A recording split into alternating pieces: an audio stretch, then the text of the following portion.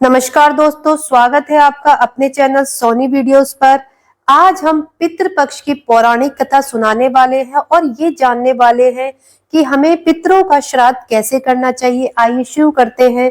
हिंदू धर्म में पितृपक्ष की अवधि को बहुत ही महत्वपूर्ण माना जाता है।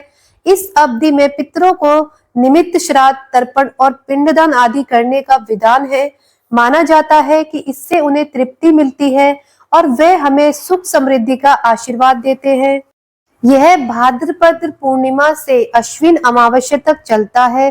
पितृपक्ष में तर्पण और पिंडदान से पितृ प्रसन्न होते हैं। पितृपक्ष लगभग 15 दिन की अवधि होती है, जिसमें लोग अपने पूर्वजों को भोजन व तर्पण आदि कर उन्हें श्रद्धांजलि देते हैं।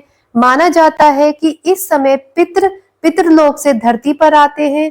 देखा जाए तो यह पितरों की कृपा प्राप्ति के लिए एक उत्तम समय माना गया है। वहीं अगर कोई व्यक्ति पितृदोष से परेशान है तो पितृपक्ष में वह इससे छुटकारा पाने का उपाय भी कर सकता है, जो लाभकारी साबित होते हैं। पितृपक्ष की शुरुआत भाद्रपद पूर्णिमा से होती है और अश्विन माह की अमावस्या तिथि तक चलता है। इस बार पितृपक्ष 17 सितंबर 2024 से शुरू हो गया है, जो 2 अक्टूबर तक रहेगा। इस दौरान लोग अपने पितरों के निमित्त अश्विन कृष्ण पक्ष में तर्पण और श्राद्ध कर्म आदि करते हैं। इन्हें श्राद्धों के नाम से भी जाना जाता है। अभी पितृपक्ष चल रहा है और 15 दिन के श्राद्ध पक्ष में सनातन धर्मी अपने पितरों को याद करते हैं और उनकी आत्मा की शांति के लिए सभी वैदिक अनुष्ठान करते हैं। लेकिन बहुत कम लोग जानते हैं कि 15 दिन का पितृपक्ष दानवीर कर्ण की एक भूल के कारण मनाया जाता है और कर्ण के कारण ही पितृपक्ष मनाने की परंपरा शुरू हुई थी। आइए जानते हैं इसके पीछे क्या है। धार्मिक मान्यता पुराणों के मुताबिक पितृपक्ष में दान पुण्य का विशेष विधान होता है और इसका फल जीवात्मा को स्वर्ग लोक में प्राप्त होता है।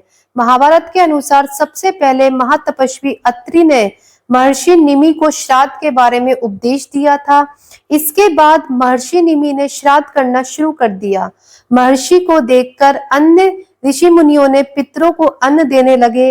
लगातार श्राद्ध का भोजन करते करते देवता और पितृ पूर्ण हो गए। पुराणों में भी पितृपक्ष को बहुत अधिक महत्व दिया गया है। कई सारी पौराणिक और लोक कथाओं में भी इसका वर्णन है, लेकिन बहुत कम लोगों को यह पता होगा कि महाभारत में श्राद्ध क्यों किया गया था। बता दें कि पितृपक्ष में श्राद्ध की शुरुआत महाभारत काल से चली आ रही है। श्राद्ध कर्म की जानकारी भीष्म पितामह ने युधिष्ठिर को दी थी। इसके पीछे की पूरी कहानी यह है कि हिंदू धर्म में पितृ को 84 लाख योनियों में से एक माना गया है।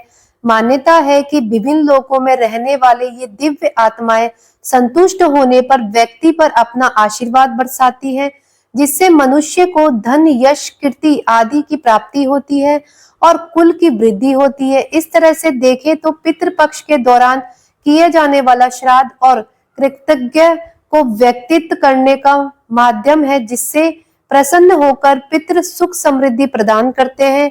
मान्यता है कि जब मृत्यु के बाद सूर्य पुत्र कर्ण की आत्मा स्वर्ग पहुंची तो उन्होंने वहां पर खाने के लिए भोजन की बजाय ढेर सारा स्वर्ण दिया गया। तब उन्होंने इंद्र देवता से इसका कारण पूछा।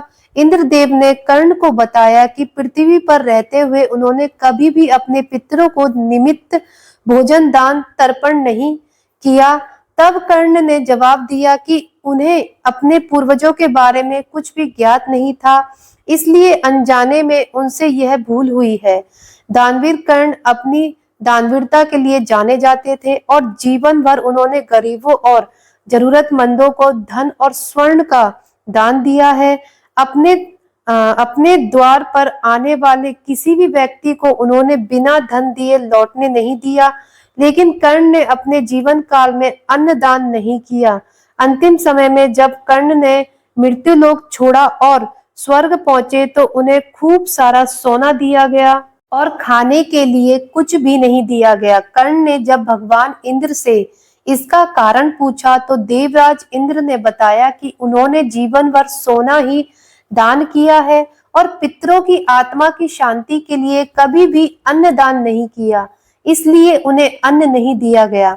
तब कर्ण ने इस बात को लेकर अनभिज्ञता जाहिर करते हुए कहा कि मुझे अन्नदान के महत्व की जानकारी नहीं थी।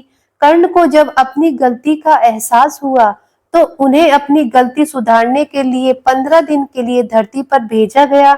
इन 15 दिनों में कर्ण ने अपने पूर्वजों को याद करते हुए तर्पण किया, भूखे और गरीबों को अन्नदान किया और फिर स्वर्ग लोक चले गए।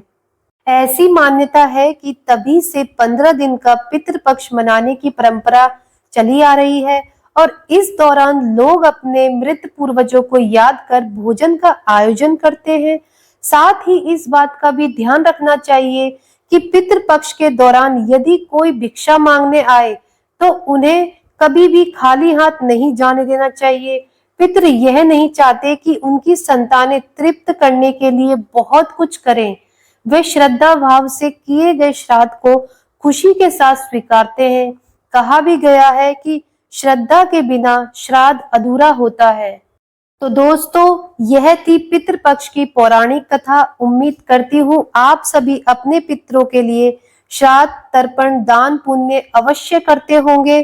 तो दोस्तों, अगर आपको वीडियो अच्छा लगा हो और ये वीडियो आपके लिए थोड़ा बहुत भी यूजफुल हो तो मेरी वीडियो को लाइक जरूर कर देना।